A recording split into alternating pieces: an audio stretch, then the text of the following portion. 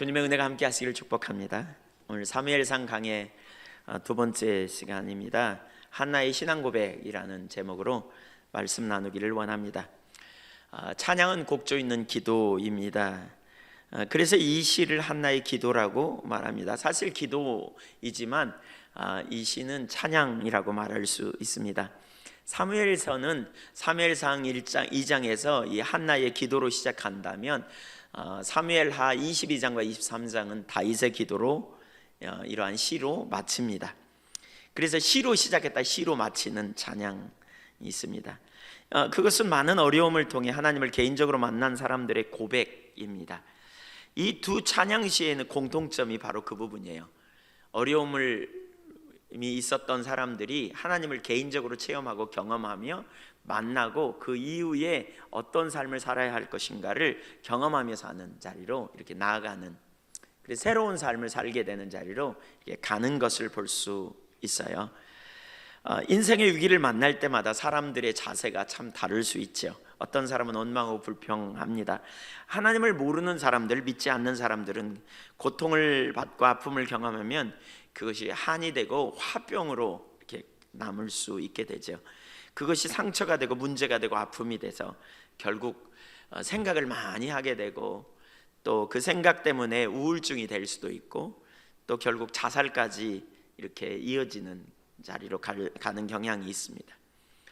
그러나 하나님의 사람들은 그 아픔을 통해서 성숙해 됩니다. 하나님의 사람들을 성숙시키는 과정을 보면 때로는 아픔을 허락하시고 위기를 허락하세요. 그래서 그 위기 가운데 빚어지고 아픔을 통해서 빚어지는 경험이 하나님의 사람들에게 이렇게 일어납니다.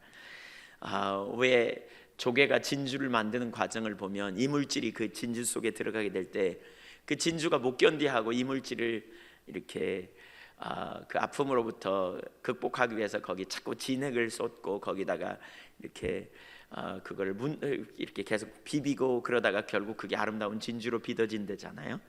하나님께서 하나님의 사람을 성숙시키고 믿음의 세대로 세우는 과정을 우리가 잘 이해할 필요가 있어요.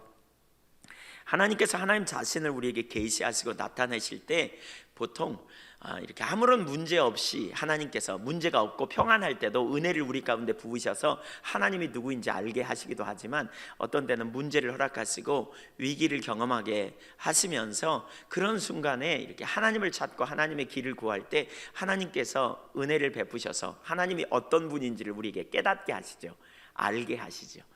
고난 당하기 전에는 잘 모르다가 고난이 있는 순간에, 어려움 순간에 하나님을 찾고 하나님, 제 삶에 일어나는 이 문제를 어떻게 대해야 합니까? 라고 씨름하고 구할 때 하나님께서 이렇게 하나님의 어떤 분인가를 우리에게 알게 하시고 깨닫게 하시면서 우리가 믿음으로 하나님을 의지하는 자리를 서도록 도와주시는 경험을 우리가 많이 하게 되죠. 그래서 하나님께서 하나님의 사람들을 이렇게 성숙시키는 그 길이 뭔지를 잘 이해할 필요가 있어요. 출애굽한 이스라엘 백성들은 그걸 몰랐지요. 그래서 그들이 엄청난 은혜를 경험하고 애굽에서 나왔는데 그 다음에 홍해 앞에로 데려다 놓으니까 홍해 앞에서 그들이 이렇게 원망하죠. 애굽에 매장지가 없어서 우리를 여기까지 이끌었단 말이냐, 하나님이 우리를 죽이려고 여기 데려다 놨나 그러죠. 근데 하나님은 사실 그들을 이렇게 빚어가시기 위해서, 믿음으로 성숙시키기 위한, 믿음의 세대로 세우기 위해서 그들을 인도하잖아요. 자기들의 한계를 경험하게 하는, 아무런 능력도 없는 막다른 골목에 세우시고 홍해를 가르시고 거기를 통과하게 하시고 하나님이 얼마나 능력인가를 보게 함으로 말미암아 정말 하나님은 능력이시다, 진짜 하나님은 우리를 살리시는 분이구나, 생명이시구나, 이걸 깨닫게 하시는, 그걸 통해서 하나님을 개인적으로 만나게 되고 그 은혜 아래서 승리하는 역사를 이렇게 경험하게 되잖아요. 점점 하나님의 사람들은 아픔을 통해서, 위기를 통해서 성숙해 됩니다. 하나님을 만나게 되고 새로운 관점, 하나님의 관점을 갖게 돼요. 어떤 문제가 있을 때 시도 때도 없이 아파하고 힘들어하고 고통스럽지만, 그러나 어떤 순간, 그 다음 순간 문제를 통한 하나님의 의도를 깨닫게 되고 하나님의 관점을 갖게 돼요. 한나가 문학적인 소양이 뛰어나서 이 시를 쓴 게 아니라고 봐요. 그녀는 환난 속에서 씨름하고 고민하다가 결국 하나님을 만나게 되면서 하나님이 어떤 분인가를 찬양하고 있는 것이 오늘 이 시예요. 문제를 만나면 두 가지 방법을 취할 수 있더라고요. 하나는요, 이렇게 하나님을 잘 모르기 때문에 사람들이 만사형통을 기대했다가 자기 뜻대로 안 되면 하나님이 자기를 안 사랑한다고 생각하고 원망하고 불평을 토해대고요, 그러다가 이렇게 쓴뿌리가 생기고 망가지는 사람이 있어요. 그러나 어떤 사람은 문제가 생기고 어려움이 올 때 하나님께서 나를 사랑하시는데 왜 내 인생에 이런 일이 있을까? 그리고 하나님께 묻기 시작해요. 하나님을 찾기 시작해요. 하나님의 길을 구하기 시작해요. 그렇게 씨름하고 갈등 속에서 고민하면서 하나님께 나가는 사람은 하나님을 만나게 되고 하나님이 어떤 분인지를 알게 되면서 그 삶의 근본적인 전환이 일어나요. 여기 오늘 한나는 우리가 2주 전에 살펴봤던 것처럼 한나는 남편의 사랑받는 여인이었어요. 그리고 남편이 이렇게 부인이 2명 있었어요. 한나와 분인나라고 하는, 엘가나라고 하는 남편에게 2명의 부인이 있었는데, 이 분인나에게는 재물을 조금만 주고 한나에게는 재물을 2배나 줬어요. 그러면서 이렇게 말해요. 내가 당신에게 10 아들보다 낫지 않냐, 내가 당신을 얼마나 사랑하냐. 아마 그냥 너무너무 끔찍이 사랑했던 것 같아. 한나는 남편의 사랑받는 여인이고 재물도 많았고 부족함이 없었어요. 근데 그녀에게 한 가지 문제가 있어요. 자녀가 없었다는 거예요. 성경에 왜 자녀가 없었는가를 이렇게 말해요. 하나님이 그의 태문을 막으셨더라. 왜 그 여인의 태문을 하나님이 막으셨을까요? 사실 하나님께 새로운 세대에 새로운 하나님만 하실 크기의 일들을 이루시기 위해 그녀의 태문을 닫으신 거예요. 곧 사무엘이라고 하는 새로운 시대를 준비하는 하나님의 일꾼을 세우기 위해서 그렇게 하셨다 그랬잖아요. 한나가요, 인간적인 방법으로 그 문제를 풀 수도 있어요. 예를 들면 많은 재물을 보면서 그래, 난 자식이 없지만 재물이 있으니까, 그래, 난 재물이 있어, 재물이 있으니 얼마나 좋아, 그리고 만족을 얻을 수도 있고요. 아니면 남편에게 찾아가서 악다구니를 써대면서 너 분인나야 나야 선택해, 분인나 쫓아내든지 나를 선택하든지 해. 그래가지고 기어이 분인나를 쫓아내고 자기가 남편의 사랑을 독차지하든지, 인간적인 수단과 방법이 얼마든지 있어요. 근데 그녀는 그렇게 하지 않았어요. 뭐 했느냐? 하나님 앞에 나갔어요. 하나님을 찾았어요. 기도했다고요. 구했다고요. 사실 그래서 한나는 기도의 모범이에요. 왜 그런 그림 보셨죠, 여러분? 택시 운전사들 이 앞에 이렇게 기사님들 있고 앞에다 이렇게 달고 다니는 그림 보면 오늘도 무사히 이렇게 그림 기도하면서, 그게 한나를 상징하거든요. 한나는 기도의 모범이에요. 하나님이 그 기도를 들으시고 응답하시는, 문제의 순간에 우리가 어떤 태도를 취하는가를 우리가 전해봤다면 한나는 기꺼이 하나님을 선택하고 나간 거죠. 갈등의 순간 하나님을 선택하는 거, 이건 너무너무 중요한 일이죠. 그렇게 하나님을 찾는 사람들은 하나님 앞에서 깨달음을 얻어요. 그러면서 하나님을 향한 깊은 신앙을 고백하는 자리까지 가요. 한나는 그렇게 하나님을 신뢰하고 나갔더니 하나님께서 기도를 응답해 주시죠. 하나님이 어떤 일을 이루셨는가. 그러면서 그의 삶에 하나님을 개인적으로 알게 되고 하나님을 만나는 경험을 오늘 본문이 하고 있어요. 여러분이 아직 인생에 하나님을 개인적으로 만난 경험이 없다거나, 혹은 여러분의 인생에 지금 이해할 수 없는 일이 있다면, 이해할 수 없는 문제가 있다면, 정말 이해할 수 없는 문제가 있는데 적당히 타협하는 자리에 있다면 돌아서서 적당히 타협하지 말고 그 문제를 가지고 하나님 앞에 나가서 씨름하고, 또 하나님 앞에 씨름을 통해서 하나님과 깊이 만나는 그러한 좋은 그런 기회가 될 수 있기를 축복합니다. 문제가 있을 때 재수 없다고 말하지 마십시오. 하나님 우연이 아닙니다. 우리를 사랑하시는데 왜 우리 인생에 문제를 주셨는가를 생각해 보셔야 돼요. 그리고 이 상황을 통해서 하나님 내게 뭘 가르치려고요? 이렇게 물으셔야 돼요. 갈등이 있대 그 갈등을 믿음으로 극복하는 것은, 비결은 하나님께 나가야 돼요. 우리를 창조하신 분, 우리를 만드신 분, 우리가 어떤 근원이며 어떤 성품을 가지고 있는지 너무너무 잘 아시는 주님 앞에 나가야 해답이 거기 있어요. 한나는 그렇게 나갔단 말이에요. 그래서 한나는 주님을 만났어요. 그리고 오늘 본문은 바로 그 주님을 만난 한나, 기도응답을 경험한 한나, 그 하나님을 개인적으로 안 한나가 어떻게 하나님을 고백하고 있는지, 간증하고 있는지, 신앙 고백을 하고 있는지를 살펴볼 수 있어요. 몇 가지를 살펴보기 원합니다. 첫째, 하나님께서 이루신 일을 찬양합니다. 1절을 같이 한번 읽겠습니다. 오늘 본문 1절 시작. 한나가 기도하여 이르되 내 마음이 여호와로 말미암아 즐거워하며 내 뿔이 여호와로 말미암아 높아졌으며 내 입이 내 원수들을 향하여 크게 열렸으니 이는 내가 주의 구원으로 말미암아 기뻐함이니이다. 하나님을 경험으로 알게 된 이후에 그의 삶에 놀라운 변화가 일어났음을 그는 고백합니다. 자신의 삶에 변화가 있어요. 이 주님을 만난 사람은 한나와 같은 변화가 우리 삶에 있게 돼 있어요. 어떤 변화가 있느냐?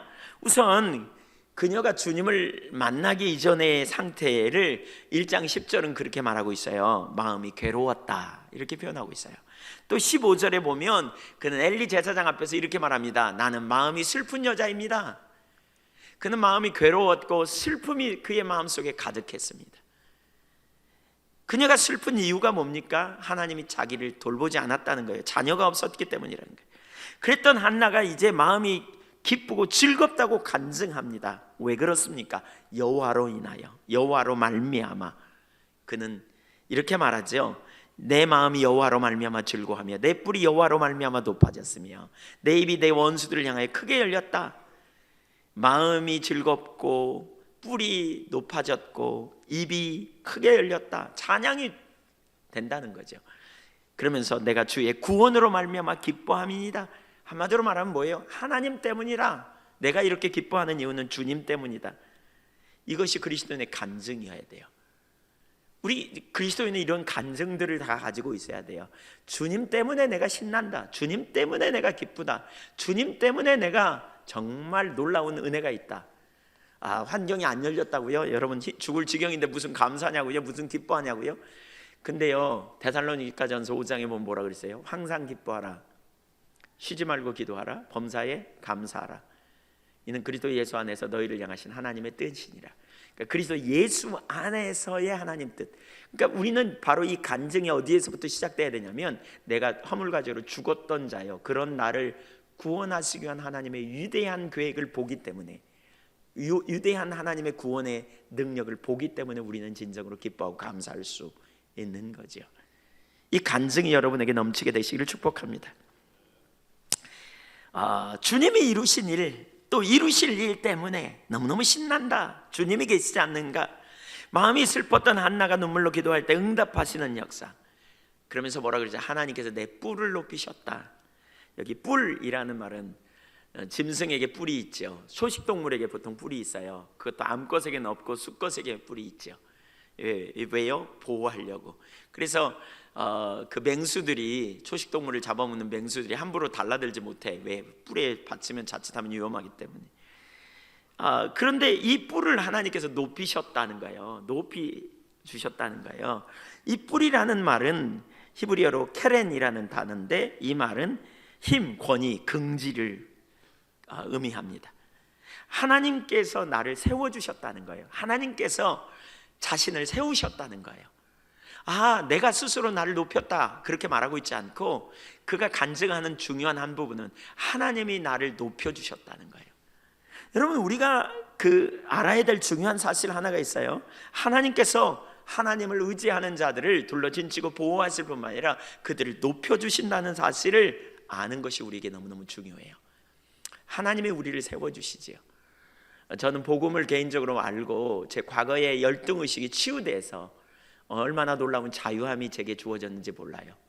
복음을 알면 그리스도 안에서 하나님께서 우리를 얼마나 값진 진주와 보배로운 소유물로 우리를 여기시는지, 정말로 우리를 보배로운 소유로 얼마나 값지게 여겨주시는지를 우리가 안다면 우리는 담대하지요.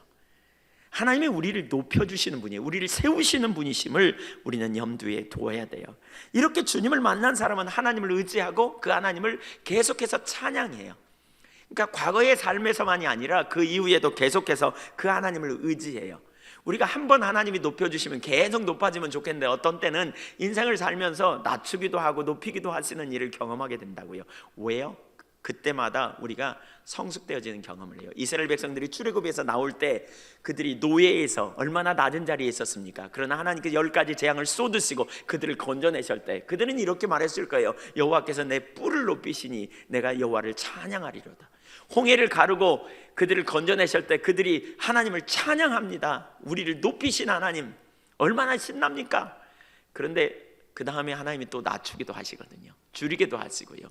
하나님께서 그 과정을 거치잖아요. 홍해를 통과하게 하시고 쓴물 앞에 데려다 놓고, 또 먹을 것 없는 환경에 데려다 놓고, 또 아말렉과의 전투에 직면하게 하고 말이죠. 자기들의 연약함을 깨닫게 하시는 이런 과정과 그런 과정 가운데서 다시 높이시는 이런 과정을 경험해서 뭘 하게 하십니까?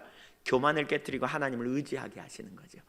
그래서 이러한 역사를 경험한 사람들은 그 다음 순간에도 뭐 하느냐? 사람에게 반응하는 일 고만해요. 하나님을 의지해요. 스스로 하려고 하지 않아요. 스스로 자기가 자기를 변호하는 일 안 하고요, 하나님의 방식으로, 하나님의 기준대로 삶을 조정해요. 시편 3편에 보니까 다윗의 이야기가 나오는데요, 다윗이 이런 고백을 합니다. 2절, 많은 사람이 나를 대적하여 말하기를 그는 하나님께 구원을 받지 못한다 하더이다. 많은 사람이 그의 현실을 보면서 저는 이제 하나님께 더 이상 구원 못 받을 것 같아, 이렇게 말하는. 3절 읽어볼까요? 시작. 여호와여, 주는 나의 방패시요 나의 영광이시요 나의 머리를 드시는 자이시니이다. 여러분, 여기 너무너무 신나는 얘기 있죠. 하나님이 나의 방패입니다, 나의 보호막입니다, 그리고 내 머리를 드십니다, 내 뿔을 높입니다. 이게 같은 의미입니다.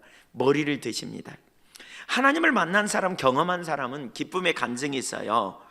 하나님이 우리를 구원하신다, 하나님이 우리를 지키신다, 하나님이 우리를 보호하신다, 하나님이 우리를 세우신다.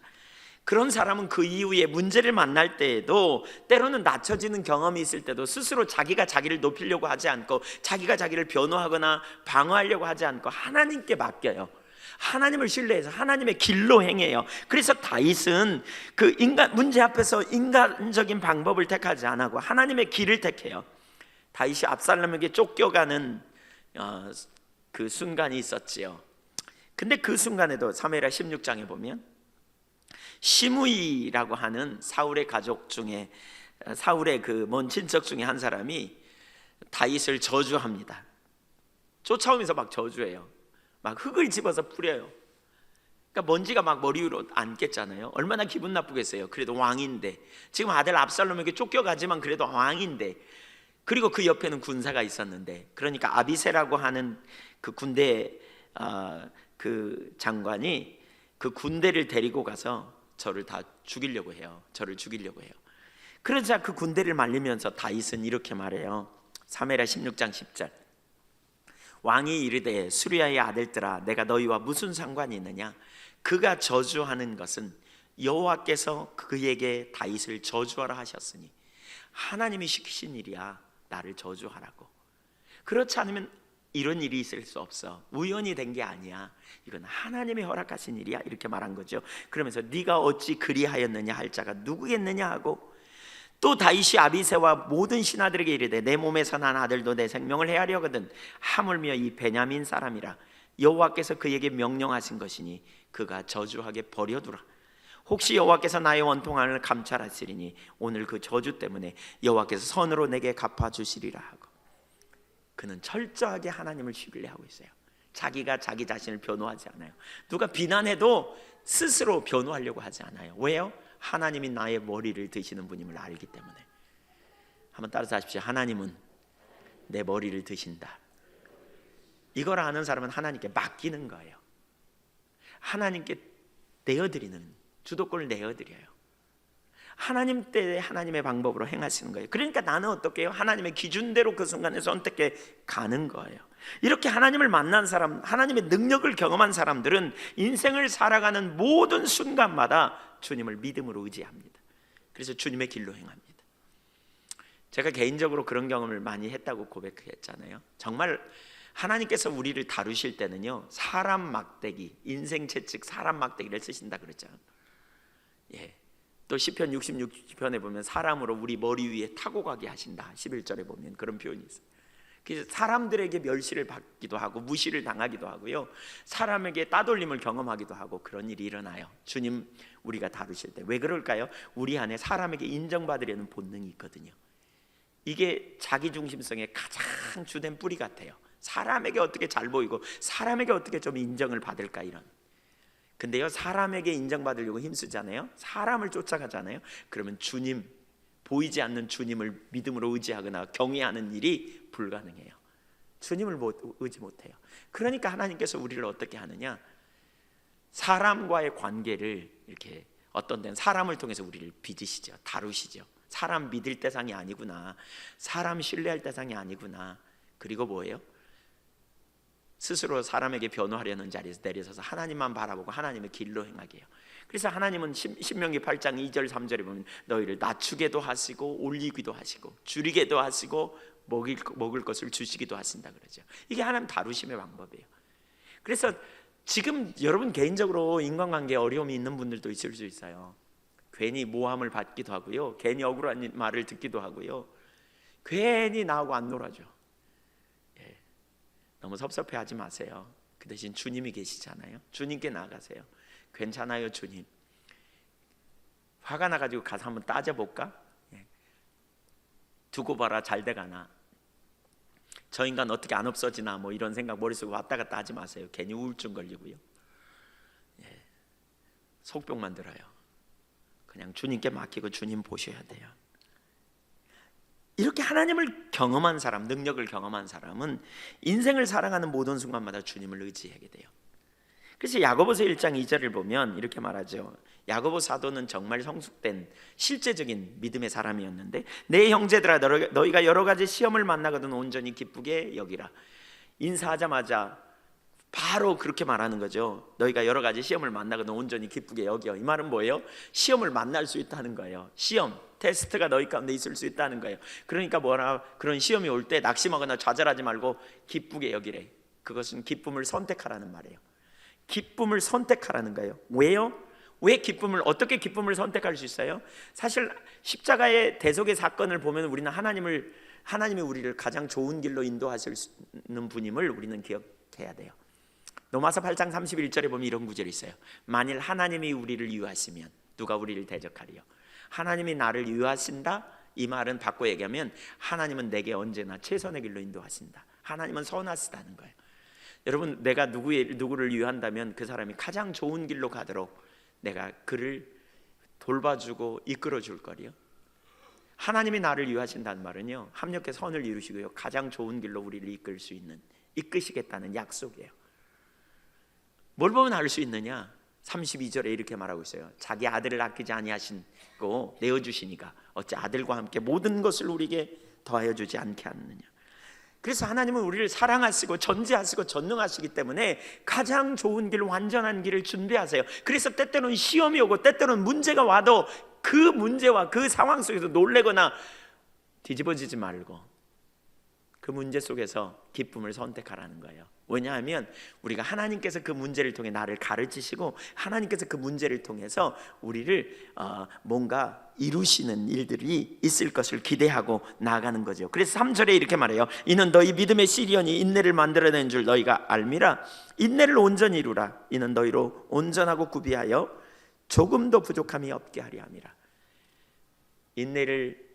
인내의 시간을 갖게 해가지고 우리가 인내를 함으로 말미암아 하나님을 경험으로 알고, 그래서 영적으로 점점 성숙된 자리로 완전하게 세우려고 하신다는 거예요. 믿음으로 그 자리에 설 수 있기를 축복합니다. 위기가 옵니까? 어려움이 있습니까? 그걸 기회로 삼아 하나님을 아는 사람은 이렇게 영적으로 성숙된 자리로 가요. 과거에 내게 은혜를 베푸신 하나님이 이 상황 속에서 은혜를 베푸시리라. 하나님께서 인도하신 하나님께서 그 다음도 인도하시리라. 속사람이 강건하다는 게 뭐냐면 바로 이 믿음을 갖는 겁니다. 강한 사람은 섭니다. 약한 사람은 주저앉습니다. 그러나 강한 사람은 섭니다. 에베소서 6장 14절에 보면 영적 전쟁에 대해서 말하면서 영적 전쟁의 최후 목적이 뭐냐면 서기 위함이라 이런 표현이 있어요. 서기 위함이에요. 로키 영화 아시죠? 그 주인공이 끝까지 많이 두드러 맞습니다. 쓰러지기도 합니다. 그러나 끝까지 서 있습니다. 그래서 마침내 이깁니다. 우리가 끝까지 주님 앞에 설 수 있는 비결이 뭡니까? 바로 그 하나님을 개인적으로 알기 때문에 그렇습니다. 하나님이 우리의 머리를 드시는 분. 그래서 마침내 내 입을 크게 열어 내가 조롱이나 멸시를 받고 그리고 수치를 당하는 자리에 두지 아니하고 마침내 나를 세울 것을 알기 때문에, 그렇기 때문에 담대한 것입니다. 그렇게 하나님을 신뢰하고 믿음으로 섬으로 말미암아 우리 안에 능력 있는 삶을 살 수 있게 되는 것입니다. 현실이 다가 아니에요. 우리 그리스도인은 지금 상황이 다가 아니라고요. 지금 내가 어떤 상황, 어떤 환경에 처해 있을지라도 그것이 다가 아님을 기억해야 돼요. 하나님께서 나를 위하시는 그래서 그 안에 놀라운 능력과 승리가 있음을 우리는 깨달아야 되겠습니다. 두 번째, 하나님을 알고 찬양합니다. 개인적으로 하나님의 은혜를 경험한 이 한나는 이제 두 번째로 하나님을 알고 찬양하는 자로 갑니다. 2절 보겠습니다. 같이 읽습니다. 시작. 여호와와 같이 거룩하신 이가 없으시니 이는 주밖에 다른 이가 없고 우리 하나님 같은 반석도 없으심이니이다. 한나는요, 고난 속에서 하나님을 만났습니다. 그리고 그가 만난 하나님을 고백합니다. 세 가지로 고백하고 있죠.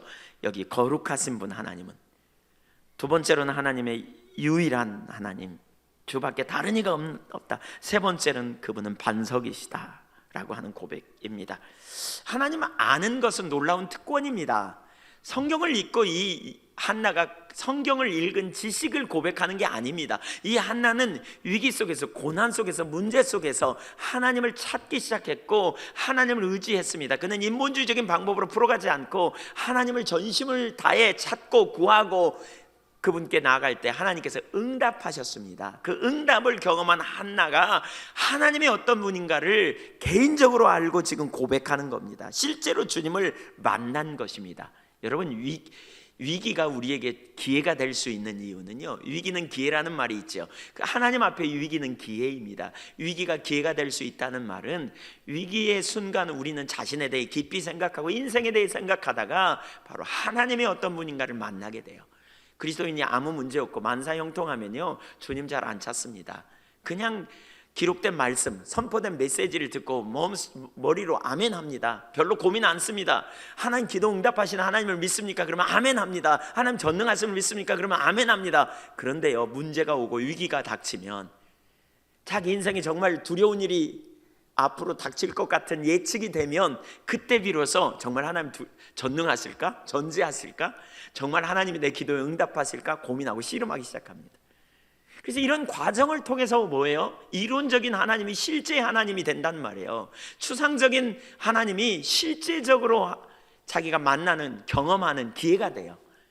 그래서 하나님께서 우리 인생을 이끌어 가시면서 특별히 하나님의 백성들을 영적으로 성숙시킬 때 그런 위기와 문제를 통해서 우리가 하나님을 개인적으로 알고 하나님을 만나게 하는 그러한 자리로 우리를 초청하신단 말이에요. 이것이 놀라운 이유는, 이 지식이 놀라운 이유는, 실제적인 지식이 굉장한 이유는 바로 이 한나가 살았던 그 시대가 사사시대의 말기였기 때문에 그래요. 사사시대는 영적으로 가장 타락한 시대요, 어두웠던 시기예요. 당시 영적 지도자였던 엘리의 아들들은 하나님을 알지 못했어요. 그래서 2장 12절에 보면 엘리의 아들들은 행실이 나빠 여호와를 알지 못하더라. 하나님을 개인적으로 몰랐단 말이에요. 그 당시 영적인 지도자였는데 그들은 하나님을 알지 못했어요. 하나님에 관한 이론을 몰랐다는 말이 아니에요. 하나님을, 인격적인 주님을 개인적으로 몰랐다는 말이에요. 3장 7절에도 보면 그 당시에 하나님의 말씀이 희귀했다. 하나님 말씀하지 않았어요. 하나님께서 깨닫게 하시지 않았단 말이에요. 그래서 3장 7절에 보면 뭐라 그러냐, 사무엘이 아직 여호와를 알지 못하였더라 그랬어요.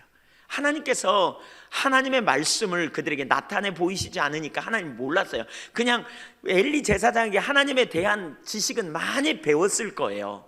그러나 실제로 인격적인 주님을 알지 못했어요.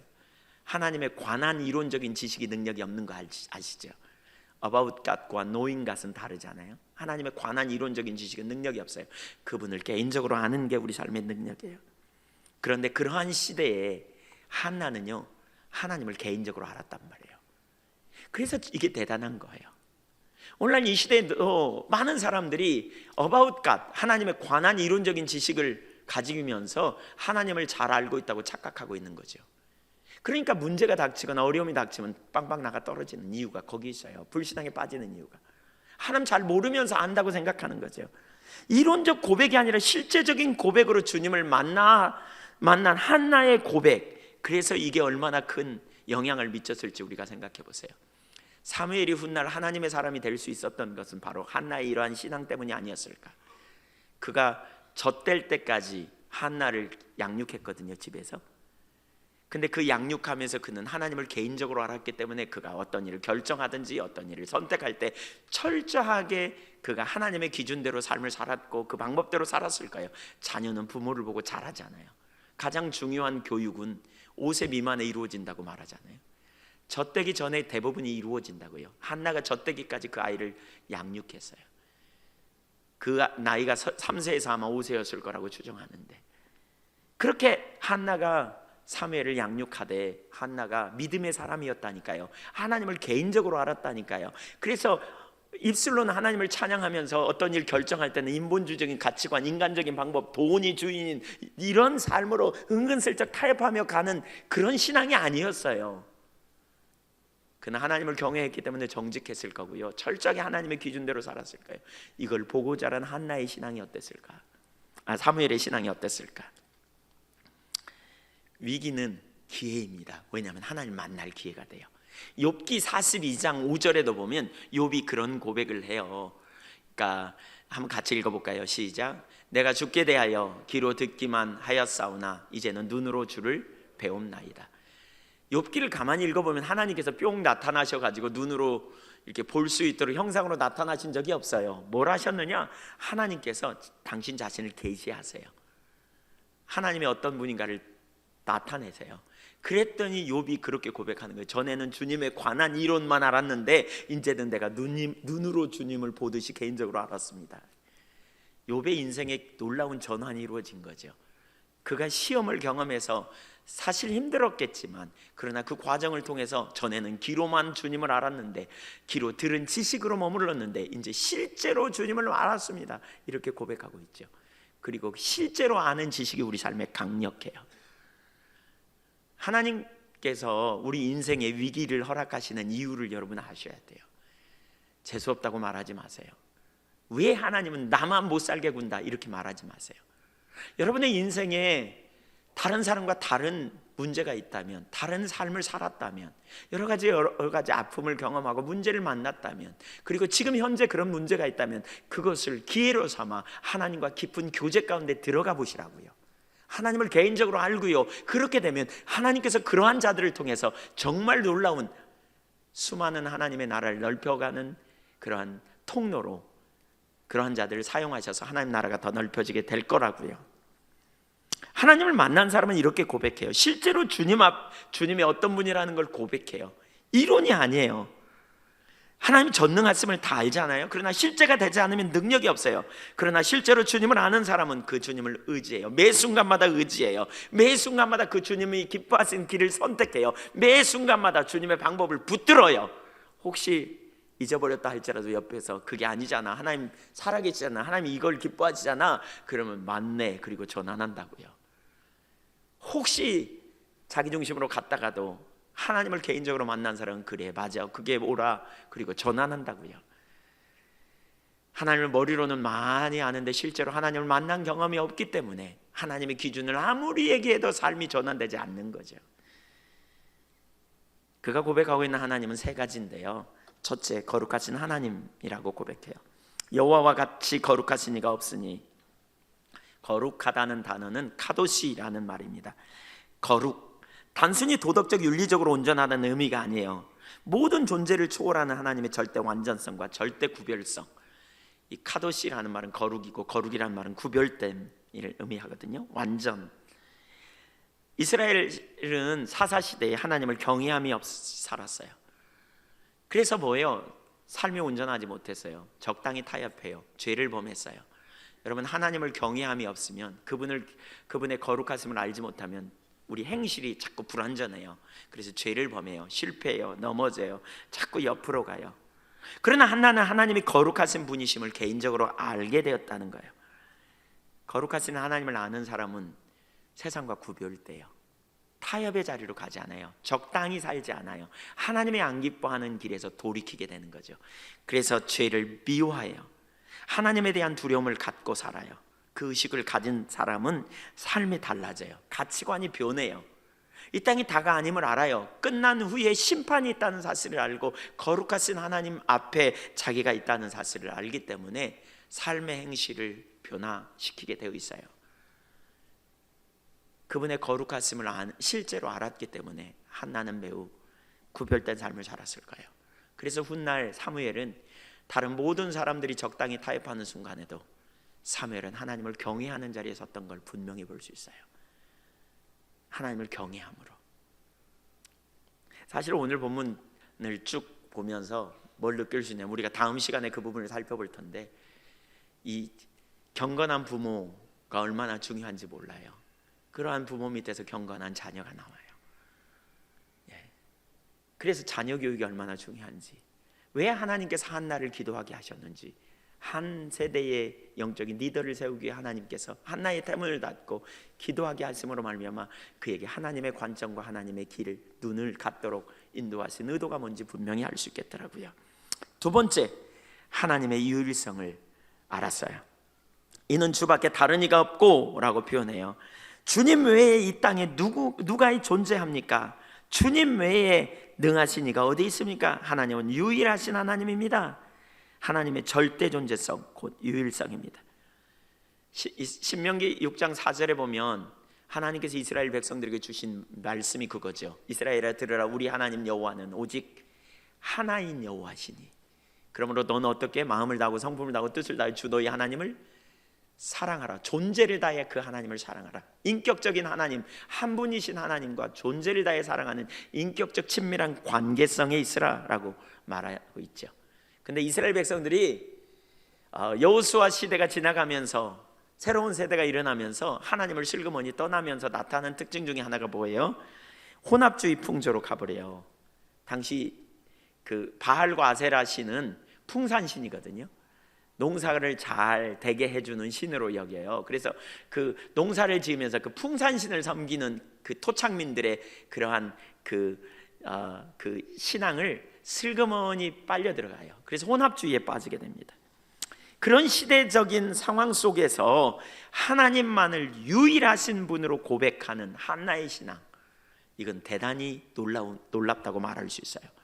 보통 시대적으로 신앙이 타락하면 함께 따라서 다 신앙이 타락하게 돼 있거든요.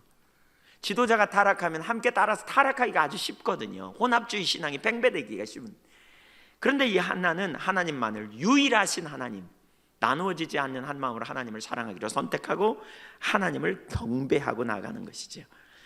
그 시대에 심판이 있었던 것은 바로 이 혼합주의 때문이었는데, 한나는 바로 그 부분을 이해해요. 그래서 오직 하나님만 경배해요. 그래서 사무엘상 1장에 보면 경배라는 단어가 참 많이 나오거든요. 예배했다는, 제사드렸다는 이 단어가 많이 나와요. 근데 한나는 하나님께만 예배하기를 선택합니다. 하나님만을 예배하기로 작정합니다. 한 마음으로. 우리의 자녀들 앞에서 이런 모범을 보여야 돼요. 나누어지지 않는 한 마음. 사실 하나님은 나누어지는 걸 원치 않죠. 그래서 마태복음 6장에도 보면 뭐라 그랬어요? 5장에 보면, 6장 24절에 보면 너희가 하나님과 재물을 겸하여 섬길 수 없다. 하나님도 섬기고 물질도 섬기고. 두 주인. 그래서 오늘날 너무나 많은 사람이 물질의 법칙에 따라가는 거죠. 그 가치관에 따라 사는. 근데 한나는 어떻게 했다고요? 세상의 법칙이 아니에요. 자녀의 법칙이 아니에요. 하나님의 법칙을 따라가는 거예요. 명예의 법칙이 아니에요. 하나님을 따라 살기로 작정하는 거예요. 하나님을 아는 사람만 그렇게 선택할 수 있어요. 두 주인을 섬기지 말고 한 주인만 섬겨라. 이런 설교를 들으면 많은 사람이 그러죠. 그렇게 누가 살아? 그거는 특별한 사람이나 사는 거지. 목사님이나 전도사님들이나 그렇게 사는 거지. 선교사님들이나 사는 거지. 우리가 그렇게 어떻게 살아? 이렇게 표현하는. 적당히 두 주인 섬기며 살겠다는 건가요? 그거 아니잖아요. 사실 성경은 나누어지지 않는 한 마음을 구하되 너와 네 자손을 위하여 구하고 하나님을 경외하는 자리에 있기를 구하라고 가르치고 있잖아요. 너와 내 자손을 살기 위하여. 한나는 이렇게 하나님 앞에 모범을 보이는 그런 삶을 살았을 거예요. 하나님을 아는 사람은 그렇게 담대히 나아가요. 이 땅에서 타협하지 않아요. 자기 길로 행하지 않아요. 돈이 주인된 삶을 살지 않아요. 물질이 주인이 아니라고요. 환경이 주인이 아니에요. 명예가 주인이 아니에요. 사람에게 잘 보이려고 하는 자리에 서지 않아요. 주님만 경배하는, 주님을 알아야 그렇게 갈 수 있다니까요. 그래서 한나는 하나님은 유일하신 한 분이시다 라고 고백하며 가는 거죠. 세 번째, 반석. 하나님은 유일한 반석이시다 라고 고백해요. 하나님 같은 반석도 없으시니이다. 여기 하나님의 속성에 대한 한나의 고백, 반석이라는 말은 신실성을 의미합니다. 쓸려가는 모래나 무너지는 견고하지 못한 기초가 아니라는 거예요. 반석이라는 단어는 언제나 변함없는 하나님을 의미해요. 언약의 하나님에 대한 상징적 표현이기도 하죠. 오직 하나님만 신뢰할 수 있다라고 하는 걸 고백하는 거죠. 하나님 신뢰할 때 그 누구도 무엇도 흔들리지 않는다는 거예요. 바울이 고린도의 그리스도인들에게 이렇게 조언해요. 우리는 언제 어떤 상황에서라도 하나님만 의지할 수 있음을 가르쳐요. 고린도후서 9장 8절을 보면 이렇게 말합니다. 고린도후서 9장 8절을 같이 한번 읽을까요? 시작. 하나님이 능히 모든 은혜를 너희에게 넘치게 하시나니 이는 너희로 모든 일에 항상 모든 것이 넉넉하여 모든 착한 일을 넘치게 하게 하려 하심이라. 예, 항상 모든 것, 모든 일, 이게 이 단어가 많이 있죠. 하나님 필요를 채우신다는 거예요. 하나님을 의지하라는 거예요. 그분이 너희에게 어떤 상황, 어떤 순간에서든지 모든 순간에 모든 것에 항상 하나님 필요를 채우시고 돌보신다. 그러니까 믿음으로 하나님을 의지하라는 거예요. 우리는 그렇게 하나님을 의지하고 담대한 자리에 설 수 있죠. 그 하나님을 개인적으로 알았다니까요. 이게 놀라운 축복이에요. 우리가 하나님 아는 만큼 성숙될 수 있어요. 하나님을 개인적으로 더 알 수 있기를 여러분 원하십니까? 그래서 때때로는 위기를 허락하세요. 문제를 허락하시고요, 해결책을 주세요. 하나님 알게 해달라고 구하면 하나님께서 하나님 알게 하시려고 때때로 우리에게 그런 위기를 허락하실 수 있다는 사실을 기억해야 돼요. 하나님 알게 해달라고 기도해놓고 그런 위기가 오면 뒤집어지지 마세요. 하나님을 알 수 있는 기회구나 이렇게 생각하시고요. 또 어떤 분은 이 설교 들으면 하나님 알게 해달라는 기도인지 안 해야지, 나에게 위기를 허락하면 어떻게 해, 이럴까 생각되는데, 예, 그럼에도 불구하고 하나님 알기를 구하시라고요. 하나님 알기를 축복합니다. 제가 볼 때 우리 교회에 지금 예한교회 지체 성도님들 중에 어떤 분은 육신의 질병이 있기도 하고 경제적인 문제가 있기도 하고 관계 어려움이 있기도 하고 상황이 쉽지 않은 여러 가지 문제들이 있는 걸 제가 알아요. 자녀들의 문제가 있기도 하고. 그런 상황을 우연으로 여기지 마시자고요. 믿음으로 하나님을 직면하시자고요. 믿음으로 하나님 앞에 나가시자고요. 씨름하시자고요. 하나님 이 상황을 통해 저에게 뭘 가르치려고요? 하나님 제가 어떻게 해야 돼요? 하나님 저를 어떻게 제가 삶을 전환할까요? 라고 자꾸 물으시자고요. 하나님께서 하나님 자신을 우리에게 알게 해주시기를 참 기뻐해요. 그리고 하나님 아는 만큼 우리 삶에 능력이 있다니까요. 이렇게 삽시다라고 제가 아무리 강력하게 선포해도요, 하나님을 알지 못하면 그렇게 사는 삶이 불가능해요. 한 주인만 섬깁시다라고 아무리 말해도 아직도 하나님보다 물질이 훨씬 든든해 보이고 커 보이는데 하나님만 주인으로 섬기며 하나님 앞에 손을 펼 수 있는 삶이 가능하겠어요? 불가능해요. 그래서 하나님 아는 게 관건이에요. 아는 만큼 능력이 있어요. 하나님 신실하심을 기억하십시오. 그리고 그 하나님을 붙드시자고요. 세 번째, 하나님을 알게 된 한나의 삶의 양식. 하나님을 알면요 삶이 바뀝니다. 왜 우리 삶이 안 변하느냐? 하나님 몰라서 그렇습니다. 하나님 알면 삶이 변합니다. 한나는 그 다음에 삶을 바꿉니다. 삶이 전환됩니다. 하나님을 알게 되면서 그의 삶에 놀라운 전환이 일어나는데 세 가지를 볼 수 있는데, 첫째, 하나님을 의식하면서 삽니다. 하나님을 아는 사람은 하나님을 의식해요. 3절을 같이 한번 읽어볼까요? 시작. 심히 교만한 말을 다시 하지 말 것이며 오만한 말을 너 입에서 내지 말지어다. 여호와는 지식의 하나님이시라 행동을 달아 보시느니라. 한나는 오만한 말 하지 않는데요, 하지 말래요. 왜? 하나님이 누구이신지 생각해 보라는 거예요. 하나님은 지식의 하나님이라는 거예요. 한마디로 말하면 뭐예요? 전지하신 분이라. 하나님 다 아신다. 모르심이 없다. 시편 139편은 하나님의 전지하심을 말하고 있어요. 우리가 길에 행할 때든지 누웠을 때든지 앉았을 때든지 하나님은 우리의 생각을 멀리서도 다 아시고 우리의 마음을 다 밝히 보시는 분이시다. 특별히 4절을 보면 참 재밌는데요, 거기 이렇게 말하고 있어요. 여호와여, 내 혀의 말을 알지 못하시는 것이 하나도 없으시니이다. 하나님은 내 혀의 말을 다 하신다. 내가 무슨 말 하는지 너무너무 신납니다. 과거에 이 말씀을 가지고 제가 설교한 적이 있습니다. 묵상했는데 정말 신나더라고요. 내가 찬양하는데 찬양하는 것도 주님은 다 알고 계셔. 내가 기도하면서 확신이 없어 어떤 때는, 근데 주님은 다 알고 계신다고요. 내가 어떤 때 너무 힘들고 고통스러워서 누워가지고 하나님 내 기도를 듣지도 않는 것 같아. 그럼에도 불구하고 엎드려서 주여 주여 아파가지고 그런 소리도 주님은 다 듣고 계신다. 들으시는 하나님. 그러니까 믿음으로 주님 앞에 우리가 나갈 필요가 여기 있죠. 근데 그뿐만이 아니라 부정적인 소리도 다 들으신다는 거예요. 남 후욕하는 소리, 흉본 얘기 다 하신다는 거예요. 하나님 우리를 다 알고 계신다는 거예요. 모르시는 것이 하나도 없다. 사실 이 의식으로 우리가 산다면 우리는 굉장할 거라고요. 하나님 다 아세요. 내가 은밀한 중에 아무도 없을 때 혼자서 한 일을 주님은 알고 계세요. 그래서 저는 두렵더라고요. 은밀한 중에 혼자 상상한 것도 다 아세요, 주님은. 그래서 저는 하나님 앞에 죄인이라고 고백할 수밖에 없더라고요. 그래서 저는 하나님 앞에 애통할 수밖에 없더라고요. 다 아심에도 불구하고 나도 모르게 옆으로 갈 때가 있어. 그래서 애통해요. 은혜가 필요해요. 주님이 저를 지키시지 않으면 아무런 선함도 없어요. 하나님 앞에 자기 의의를 가지고 나갈 인생이 없는 이유가 여기 있죠. 사사기 시대의 특징은 하나님을 의식하지 못하고 살고 있었어요. 그 시대의 삶의 풍조에 대해서 사사기 21장 25절에는 이렇게 말하고 있어요. 그때에 이스라엘에 왕이 없으므로 사람들이 각기 자기 소견에 옳은 대로 행하였더라. 왕이 없었어요. 왕이 내리는 지침이 없었다고요. 그래서 자기 소견에 하나님의 기준이 없었어요. 하나님의 길이 없었어요. 길이 뭔지 몰랐어요. 하나님의 방법을 몰랐어요. 하나님을 따라 사는 뜻이 뭔지 몰랐어요. 자기 생각에 옳은 대로 간 거예요. 그래서 영적으로 혼돈해요. 그런데 바로 그런 시대에 하나님을 경험으로 알게 된 한나는, 개인적으로 알게 된 한나는 인격체이신 하나님, 지식에 뛰어나신 하나님, 모르심이 없는 하나님을 인식하며 살아가는 거예요. 그분 앞에 반응하며 살아가는 거예요. 다 아시는 하나님 앞에 그 하나님을 인식하며 산다. 이건 굉장한 일이에요.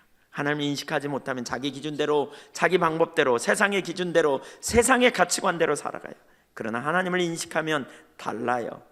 그는 하나님을 의식하고 모든 지식의 하나님, 그분 앞에 숨길 게 없음을 알았어요. 사실 하나님이 전지하시다는 사실을 진짜 아는 사람은요, 변호 절대로 하지 않습니다. 죄를 어쩔 수 없이 지었네, 뭐 실수로 지었네, 이따 이 말 절대로 안 합니다. 내가 원래 그렇다는 걸 금방 인식하게 됩니다. 그리고 하나님 앞에 그렇게 고백하여, 만일 우리가 우리 죄를 자백하면, 여기 자백하다는 말은 호모게노라는 말로 동의하다는 말이에요. 하나님, 내가 원래 죄인이에요. 내가 원래 근본적으로 죄인이에요. 그래서 주님이 저를 위해 십자가에 달려 죽으실 수밖에 없었고, 주님의 보혈의 공로 없이는 제가 선함이 없는 자임을 고백해요. 전지하신 주님 앞에서 숨길 수 없어요. 오늘날 어떤 사람들은 예수 믿는다고 하면서도 여전히 인간적인 방법, 적당히 거짓말해가면서, 적당히 속여가면서, 자신도 속이고 다른 사람도 속이고 하나님 없는 것처럼 인간적인 방법과 인간적인 가치관, 세상적인 가치관을 따라 적당히 타협하면서 살아가요. 그러하기에 교만한 말을 쏟아놓기도 하고 하나님 안 계신 것처럼 온갖 죄악을 범하기도 해요. 그러나 한나는 하나님의 기준대로, 하나님의 가치관대로 살기를 작정해요. 하나님을 의식하는 사람들은 그냥 삐져가지고 화나고 성질내고 삐지고 그 다음에 끝나지 않아요. 하나님을 의식하기 때문에 하나님이 안 기뻐하는 것에 양심의 가책을 느끼고, 말씀 앞에 죄책감을 느끼고, 그리고 하나님을 회개하고 돌이켜서 하나님이 기뻐하시는 길로 손을 내밀어요. 그래서 하나님을 의식하게 되면 삶이 안 변하는 게 기적이에요. 변해요. 겸손해져요. 바뀌어지게 되어 있어요. 하나는 하나님을 의식하며 살았어요. 하나님을 개인적으로 알아야 하나님을 의식해요. 그게 한나의 신앙 고백이에요. 자기가 하나님 앞에 어떤 존재인지를 깨닫는 거죠. 모든 지식의 하나님. 이 말씀을 가만히 묵상해 보세요. 내 혀의 말을 알지 못하시면 하나도 없는, 내 행동을 아시는, 그래서 내 행동을 달아보시는 하나님. 달았더니 무게가 한 개도 안 나가버려. 내가 그리스도인으로서 살아왔는데 내 행실을 달아봤더니 무게가 하나도 안 나갈 수도 있다는 거죠. 아무 존재감이 없는, 그리스도인이지만 그리스도인답게 살지 못하는, 직장에서나 삶에서나 가정에서나 세상 사람들과 조금도 진배 없이, 다를 바 없이 그렇게 살아가는 그리스도인. 하나님 앞에 얼마나 비극인가 살펴봐야 돼요. 두 번째, 교만한 말을 하지 않습니다. 그는 하나님을 의식하기에 교만한 말을 하지 않습니다. 교만한 말, 오만한 말을 하지 말라고, 입 밖에도 내지 말라고 그렇게 말하죠. 3절, 심히 교만한 말을 다시 하지 말 것이며 오만한 말을 너희의 입에서 내지 말지어다. 여호와는 지식이 하나님이라 행동을 달아 보시느니라. 하나님을 알게 된 한나는 그의 삶의 방식에서 교만한 말, 오만한 말 안 하겠다는 거예요. 말하지 않겠다는 거예요. 하나님 다 아시는데. 여기 교만하고 오만함은 하나님을 의식하지 않는 데서 나와요. 교만이 뭐예요? 하나님 없어도 자기가 잘 살 수 있을 거라고 생각하는 게 교만이에요. 오만은 거기다가 더해서 사람들 앞에서 뽐내고 자기를 드러내려고 하는 자세를 갖는 거죠. 겸손은 뭐예요? 하나님 없이는 내가 살 수 없는 존재임을 인식하는 거예요. 항상 하나님을 인식하면서 하는 게 겸손이에요. 그렇게 하나님이 안 계시는 것처럼 생각하는 가운데 오만한 말, 교만한 말들 하지 말라는 거예요. 분인나가 그랬어요. 그렇게 한나를 대적했어요. 그러나 하나님께서 들으셨고 역사하셨고 때가 되니까 그를 생각하셨고 그를 기억하셔서 그에게 태문을 열으셔서 아이를 주셨죠. 세상 사람들 하나님 알지 못해요. 그래서 보이는 대로 반응해요. 보이는 대로 말해요. 그래서 교만의 말은 불신의 말이기도 해요. 불신. 환경을 보면서 반응해요. 왜 내 인생에 이렇게 재수 없어? 왜 나는 이렇게 꼬이는 거야? 나는 되는 일도 없어. 이건 세상 사람들이 하는 말이에요. 믿음의 사람은 절대로 그렇게 말해서는 안 돼요. 하나님이 계심을, 하나님이 나를 유하시는 분임을 알기 때문에 감사해요. 원망이나 불평하지 않아요. 불신에 빠지면 자꾸 원망이 나와요. 불평이 나와요. 그 인간이 나를 잘못대해서 그 인간 때문에 뭐 이런 생각이 자꾸 올라오기 때문에 원망과 불평이 자꾸 나와요. 정치 때문에, 경제 때문에, 오늘날 세상 때문에 자꾸 다른 사람 탓을 하게 되죠. 그러나 믿음의 사람은 원망하지 않아요. 한계에 부딪힐 때 이 상황을 통해서 내가 뭘 배워야 할까를 찾게 돼 있어요. 왜? 하나님을 알기 때문에. 하나님께서 우리를 어디로 인도하시는지 보는 거죠. 그런데 하나님 없는 삶을 사는 사람은 교만한 말, 그 중에 하나가 불신의 말이에요. 또 다른 불신의 말 중에 하나, 그러니까 그 교만한 오만한 자의 입에는 판단하는 게 있어요. 다른 사람을 멸시해요. 판단해요. 다른 사람을 조롱해요. 쉽게 다른 사람에 대해서 우습게 평가하고 판단하는 말들을 쉽게 흘려버려요. 하나님 모르기 때문에. 그러나 역사의 주인이신 하나님께서는 교만한 자들을 향해 이렇게 말씀하죠. 내가 교만한 자들을 대적하리라고. 그리고 그들을 비웃으실 것이라고 말씀해요. 시편 2편 2절을 보면 이렇게 말해요. 세상의 군왕들이 나서며 관원들이 서로 꾀하여 여호와와 그의 기름 부음 받은 자를 대적하며. 하나님 안 보이시니까 하나님이 가만히 계시는 것처럼, 없는 것처럼 생각하여 하나님을 향해 대적하면서 그렇게 말한다는 거죠. 우리가 그들의 맨 것을 끊고 그의 결박을 벗어버리자. 하나님께로부터 우리가 결박을 끊어버리자, 벗어버리자. 시편 2편 4절에 보면 하나님께서 이렇게 말씀하세요. 하늘에 계신 이가 웃으심이요 주께서 그들을 비웃으시리로다. 주님께서 그들을 비웃으십니다. 그의 교만을 꺾으십니다. 교만한 말을 하나님 대적하십니다. 성경에 보면 두 가지 예가 나와요. 다니엘 시대의 느부갓네살이 높은 곳에 서 가지고 교만을 떱니다. 이 천하 만국을 내가 얻었다 이렇게 교만 떨어요. 그랬더니 하나님께서 그를 어떻게 합니까? 7년 동안 그가 미치게 해가지고 7년 동안요 그가 풀을 뜯어먹고 살게 합니다. 신약 시대의 대표적으로 헤롯 임금입니다. 자기가 교만하고 그렇게 있을 때 사람들이 저가 사람이 아니라 신이다 막 그렇게 아부하면서 누가 그렇게 말해요. 그랬더니 그가 교만 떨고 우월의식 갖다가 충이 먹어 죽게 되는 결과를 갖게 됩니다. 하나님은 교만한 자를 대적합니다. 하나님 없이는 안 되는 것을 인식하는 게 겸손이에요. 그래서 하나님을 인식하며 사는 사람은 겸손해요. 항상 현재가 전부가 아님을 알아요. 지금 닥친 상황에 대해서 그대로 쏟아놓지 않아요.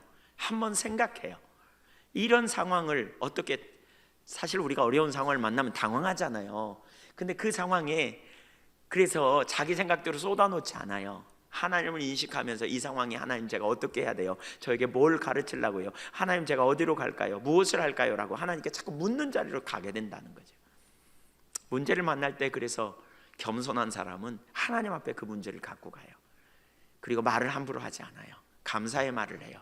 비난하거나 조롱하지 않아요. 어떤 사람이 너무너무 우스워 보여도 조롱하는 말, 비난하는 말 함부로 하지 않아요. 영적으로 성숙된 사람은 그렇게 하지 않아요. 사람들 우습게 여기지 않아요. 볼품없어 보여도 그 외모가 다가 아닌 걸 알기 때문에 그렇게 바라보는 거죠. 세 번째, 하나님의 관점으로 환경을 봅니다. 그러니까 이런 사람은 하나님의 관점으로 환경을 바라보는 사람입니다. 하나님을 알게 된 한나는 하나님의 관점으로 환경을 봐요. 하나님을 아는 사람, 개인적으로 아는 사람은요, 환경을 더 이상 자기 관점으로 보지 않아요. 하나님 관점으로 봐요. 하나님의 관점으로 환경을 보면서 더 겸손하죠. 4절부터 8절까지 쭉 읽어보겠습니다. 시작. 용사의 활은 꺾이고 넘어진 자는 힘으로 띠를 띠도다. 풍족하던 자들은 양식을 위하여 품을 팔고 줄이던 자들은 다시 줄이지 아니하도다. 전에 임신하지 못하던 자는 7을 낳았고 많은 자녀를 둔 자는 쇠약하도다. 여호와는 죽이기도 하시고 살리기도 하시며 수월에 내리기도 하시고 거기에서 올리기도 하시는도다. 여호와는 가난하게도 하시고 부하게도 하시며 낮추기도 하시고 높이기도 하시는도다. 가난한 자를 진도에서 일으키시며 빈궁한 자를 거름 무더미에서 올리사 귀족들과 함께 앉게 하시며 영광의 자리를 차지하게 하시는도다. 왜요? 땅의 기둥들은 여호와의 것이라. 여호와께 세계를 그것들을 위해 세우셨도다. 왜요? 하나님이 주권자니까. 여기 이런 얘기를 하는 거죠. 자, 여러분 명절에 우리 여자분들 명절에 음식 준비하면서 그래도 음식에 손이 많이 가는 것 중에 하나가 뭐예요? 전 부치는 거죠. 그렇죠? 딱 나오네요. 그렇죠? 전 부칠 때 아주 중요한 그 요령 중에 하나가 뭐예요? 잘 뒤집어야 되잖아요. 저는 그렇죠? 잘 뒤집어야 앞뒤가 노릇노릇 읽어요. 근데 제가 오늘 이 구절을 가만히 묵상하면서 이런 생각이 들었어요. 하나님이 세상을 뒤집으시는구나. 여기 본문을 가만히 보면 하나님 뒤집으세요. 우리가 하나님을 인식하게 되면 하나님께서 어떤 관점으로 세상을 대하시는가를 우리가 볼 수 있어요. 그러니까 지금 현재가 다가 아니라는 거예요. 뒤집으실 수 있다는 거예요. 하나님께서 어떻게요? 여기 7가지 대조적인 표현이 나와요. 강한 자와 약한 자, 풍족한 자와 굶주린 자, 잉태하지 못한 자와 자녀가 많은 자, 죽은 자와 산 자, 병든 자와 건강한 자, 가난한 자와 부자, 낮은 자와 높은 자. 어떻다고요? 우리는 되게 강하기를 원하죠. 풍족하기를 원해요. 우리는 자녀를 낳기를 원하고, 우리는 어떻게 해요? 건강하기를 원하고, 그렇죠? 우리는 부자가 되기를 원해요. 우리는 높아지기를 원해요. 그리고 그 자리에 있으면 어떻게 해요? 우리는 우월의식과 자부심을 갖기가 참 쉬워요. 그러나 한나는 하나님 앞에 그것들이 얼마나 순식간에 뒤집힐 수 있는가를 고백하고 있는 거예요.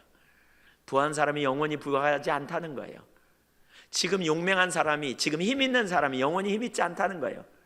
지금 우리가 볼 때 주일학교 아이들 비리비리하고 어리고 힘이 없지만 얼마 안 있으면 우리가 지금 힘 있고 우리가 지금 능력이 있는 것 같지만 얼마 안 있으면 그 아들이 자라가면 우리는 벌써 이제 힘이 없고 연약해진다는 거예요.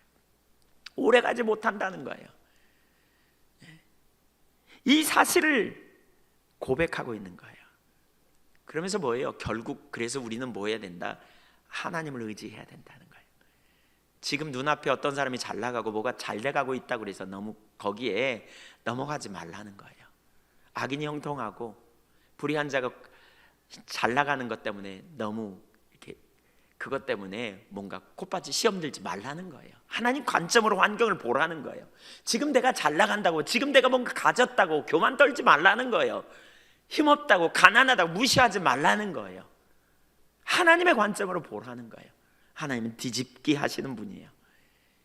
하나님은 약한 자를 들어 강한 자를 부끄럽게 하세요. 하나님은 미련한 자를 들어 지혜로운 자를 부끄럽게 하시는 하나님이라고 성경은 말하고 있어요. 하나님이 정말 능력이세요. 그래서 우리는 겸손하게 그분을 의지하고 그분 앞에 우리의 삶을 조정하는 자리로 가야 돼요. 세상의 방식은 자기 능력, 자기 방법을 의지해요. 평생 먹을 거 싸놓고 살면 편할 것 같잖아요. 그렇죠? 평생 먹을 거 다 준비해 놓고 살면 너무너무 좋을 것 같잖아요. 그런데 주님은 그렇게 하지 않으세요. 여러분께 질문해 볼게요. 평생 먹을 거 싸놓고 아무 문제 없고 잘 나가면 좋으시겠습니까? 대답해 보세요. 좋으시겠습니까? 예. 제가 과거에요, 우리 예한교회 지체들 중에 문제가 너무 많아서 제가 하나님 앞에 그런 기도를 했어요. 하나님 먹을 것 좀 몽땅 주시고 아무 문제 없이 평안하게 좀 신앙생활 하도록 좀 은혜를 부으십시오. 예한교회 모든 성도님들이 그렇게 하게 해주시면 좋겠습니다. 그렇게 여러 날 기도했습니다. 어느 날 이런 생각이 제게서 떠올랐어요. 하나님 주신 감동이라고 저는 생각하는데, 너 예한교회 지체들 중에 아무런 문제도 없고 전부 다 평안하면 좋겠니?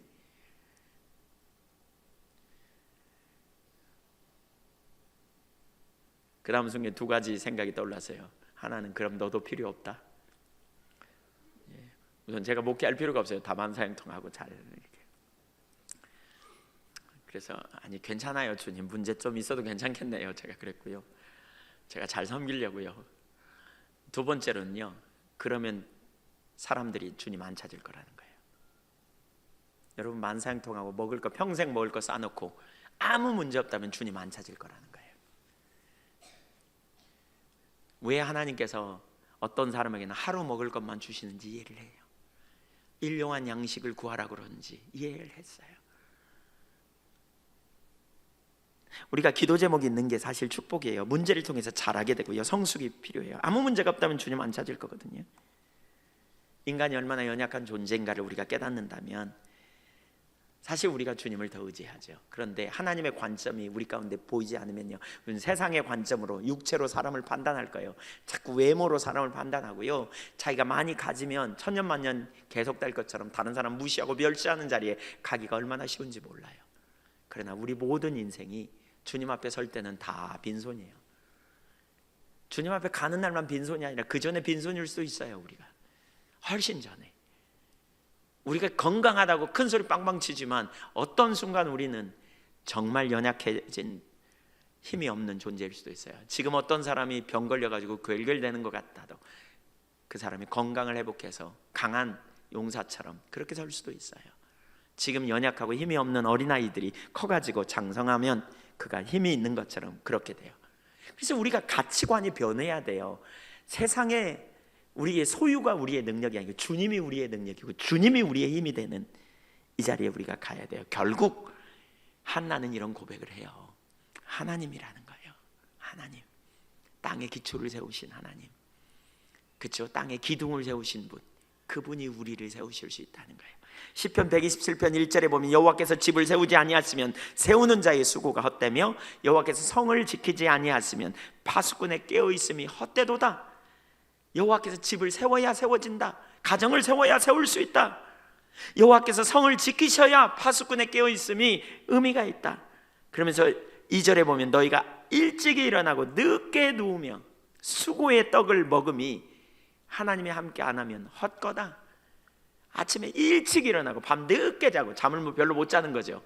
그러나 그러므로 여호와께서 그의 사랑하시는 자에게 잠을 주신다. 왜 잠을 줘요? 그렇게 늦게 자지 않고 그렇게 일찍 안 일어나고 자도 하나님이 공급하신 능력과 자원으로 살 수 있고 하나님 보호와 돌보신 가운데 살 수 있다는 거예요. 하나님께서 세우셔야 된다는 거예요. 하나님 지켜주신다는 거예요. 한마디로 말하면 뭐라? 은혜로 살아야 된다는 거예요. 하나는 그걸 말하고 있어요. 하나님을 아는 사람은 그래서 주님의 은혜로 살아야 되는 걸 알아요. 그 주님을 의지하고 믿음으로 나아가는 거죠. 그래서 은혜를 때를 따라 돕는 은혜를 구하는 거죠. 결국 여호와 하나님, 결국 하나님은 우리에게 때를 따라 돕는 은혜를 주시고 능력으로 간섭하시고 돌보시는 신실하신 주님이십니다. 그래서 우리는 그 주님을 믿음으로 의지해야 합니다. 마지막 네 번째, 하나님의 행하심을 보고 선포합니다. 9절 10절을 읽겠습니다. 9절 먼저 읽겠습니다. 그가 그의 거룩한 자들의 발을 지키실 것이요 악인들을 흑암 중에서 잠잠하게 하시리니 힘으로는 이길 사람이 없으리로다. 하나님이 이길 사람이 누가 있냐는 거예요. 여기 그 하나님이 거룩한 자들, 이 말은 하시드라는 원어인데요. 그 말은 경건한 자란 말입니다. 경건한 자, 경건한 자를 어떻게? 발을 지킨다. 실족하지 않게, 넘어지지 않게, 패배나 타락하지 않게 하나님께 지켜주신다는 거예요. 경건한 자들의 발을 하나님이 보호해 주신다. 안전한 보호, 신변상 보호, 필요를 채우시고 돌봐주신다. 하나님을 의지하면 하나님께서 그렇게 붙들어 주신다는 거예요. 흑암 중에서도 잠잠케 하시고 붙들어 주시고 돌봐주시는 10절을 보겠습니다. 같이 읽겠습니다. 시작. 여호와를 대적하는 자는 산산이 깨어질 것이라. 하늘에서 우레로 그들을 치시리로다. 여호와께서 땅끝까지 심판을 내리시고 자기 왕에게 힘을 주시며 자기의 기름 부음을 받은 자의 뿔을 높이시리로다 하니라. 결국 뭐예요? 한나는 심판과 구원을 보고 있습니다. 하나님께서 악인을 심판하시고 의인을 구원하실 거나 궁극적으로 하나님께서 통치하신다는 사실에 기초하여 신앙 고백을 하고 있어요. 이제 그 구원 방식에 있어서 하나님께서 기름 부으신 왕을 세우실 것이다. 한 왕을, 그래서 그에게 기름 부으시고 그에게 힘을 주시며 뒷받침하셔서 새로운 세계, 곧 공평과 정의가 가득한 하나님의 나라를 세우실 것을 보고 있는 것입니다. 여기 기름 부음 받은 왕이 누굽니까? 가까이로는 다윗 왕이고요, 더 나아가서는 그리스도를 의미합니다. 예수님께서 마태복음 28장 18절에 하늘과 땅의 모든 권세를 아버지께서 내게 주셨다라고 표현해요. 그러니까 메시아가 일어날 것을 본 거예요. 궁극적으로 지금 사사시대의 말기니까 영적으로 매우 혼탁된, 타락된 시대였거든요. 근데 그래서 공평과 정의가 시행되지 못하는 시대에, 그리고 이방 나라의 핍박을 받고 있는, 그러한 억압을 받고 있는 그런 말할 수 없는 어려움의 시대에 하나님께서 근본적으로 그들을 세우실 것을 하나님이 아시는 거예요. 악인을 멸망시키고 하나님께서 근본적으로 그들을 세우실 거다. 그런데 어떻게 해요? 하나님께 부름받은 종들을 세우셔서 그 일을 이루실 거다.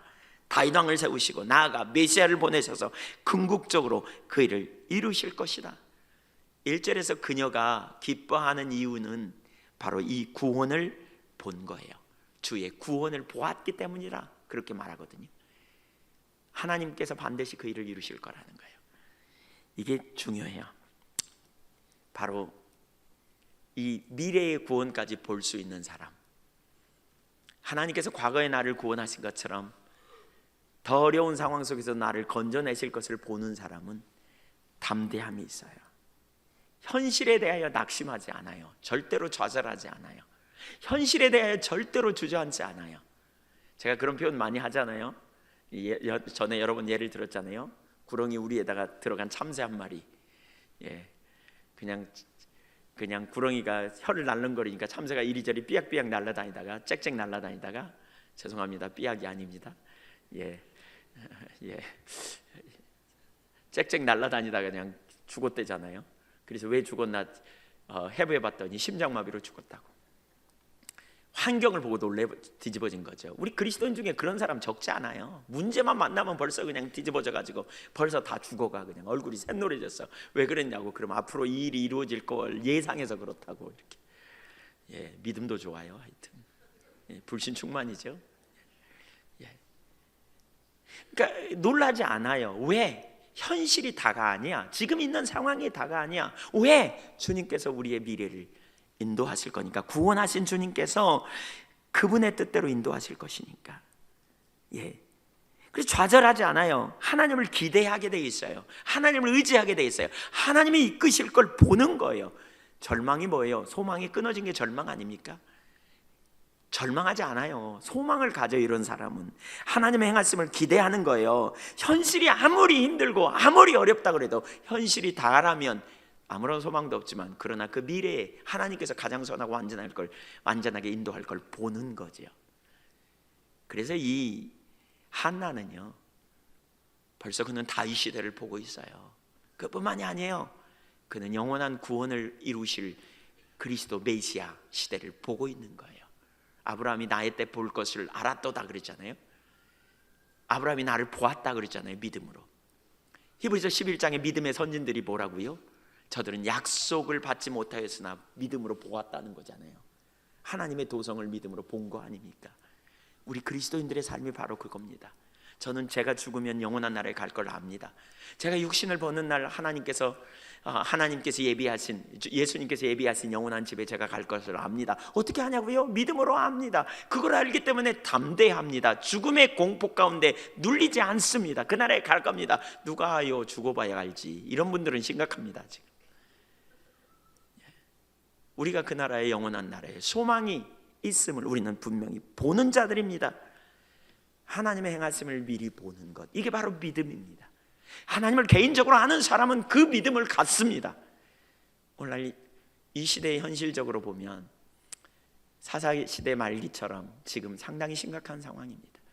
교회가 세상에서 더 이상 말하지만 통하지 않는 시대에 너희 자신부터 하라고 그렇게 지탄을 받고 있는 시대입니다. 오늘 하나님의 백성들에게 능력이 상실된 시대입니다. 죄를 이길 능력이 없고 온갖 죄악이 교회 가운데 가득 들어와 있는 현실입니다. 저를 포함해서 우리 중에 아무도 자유하지 못한 그러한 현실인 것을 우리가 봅니다. 어떻게 보면 변화가 안 될 것처럼 보입니다. 이길 수 있는 능력이 없어 보입니다. 소망이 없어 보입니다. 예. 가만히 보니까 이길 수가 여기 있습니다.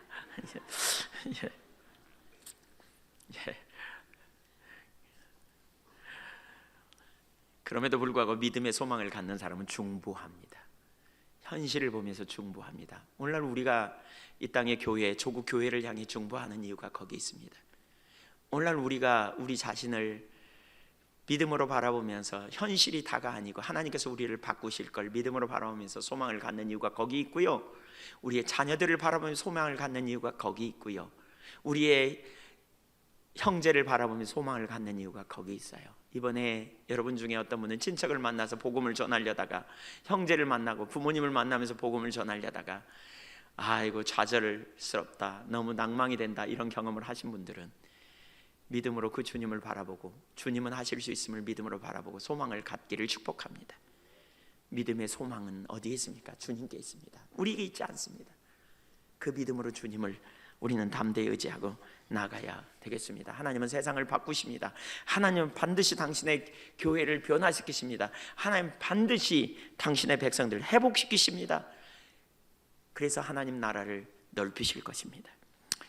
주님은 이런 무리들을 찾으십니다. 한나와 같은 무리. 하나님께서 우리에게 문제를 허락하시는 것은 재수없게 하나님 능력이 없어서 우리를 그 자리에 이끈 게 아니고요, 우리를 새로운 세대, 믿음의 세대로 이끌기 위함이라고 여러분 깨달으시기를 바랍니다. 여러분이 지금 그런 상황이라면 주님을 만날 기회라고 여기시며 감사하시고 주님을 집중적으로 찾고 구하는 그러한 기회가 되십시오. 혹시 여러분이 과거에 그런 은혜를 이미 경험했었다, 내가 문제 속에서 주님이 나를 만나주시고 주님이 은혜로 그 상황을 이기게 하신 경험이 있다, 그렇다면 여러분 한나와 같이 지금 그 하나님이 여러분에게 어떤 분이었는가를 생각하고 하나님을 다시 묵상하십시오. 이론적으로 믿은 하나님, 이론적인 게 아니고 그 실제이신 하나님을 여러분 고백하시고요, 그리고 그 하나님을 의식함으로, 인식함으로 여러분의 삶을 하나님께 반응하며 서십시오. 과거에 만났는데 지금 다 잊어버리지 않으셨나요? 돌이키십시오. 은혜를 부어달라고 구하십시오. 하나님을 다시 새롭게 더 깊이 하나님을 알게 해달라고 계속 찾고 구하십시오. 믿음 안에서 하나님을 알므로 말미암아 점점 성숙하게 돼요. 우리가 믿음의 세대로 하나님 기뻐하시는 놀라운 세대로 귀하게 쓰임받는 종들이 될 줄로 믿습니다. 이 시대에 그런 자들을 주님이 찾으신다고 저는 믿습니다. 기도하겠습니다.